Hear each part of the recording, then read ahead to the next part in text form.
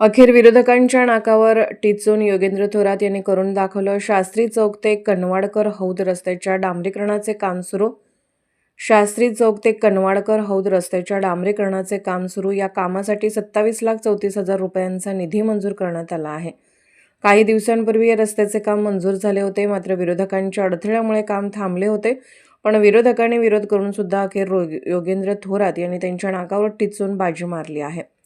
शास्त्री चौक ते कनवाडकर हौद रस्ता अखेर योगेंद्र थोरात यांच्या प्रयत्नातून मंजूर झाला आणि या रस्त्याच्या डांबरीकरणाचे काम सुरू झाले असून स्थानिक नागरिकांमध्ये समाधानाचे वातावरण आहे. ते शास्त्री चौक 8 ते 10 महिने रस्ता वेगवेगळ्या कारणानं थांबला होता.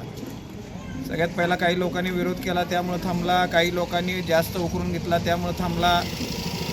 मध्ये पावसाळा आला, त्यानंतर ड्रेनेजचे लिकेजेस, पाण्याचे लिकेजेस असे बरेच प्रकार झाले.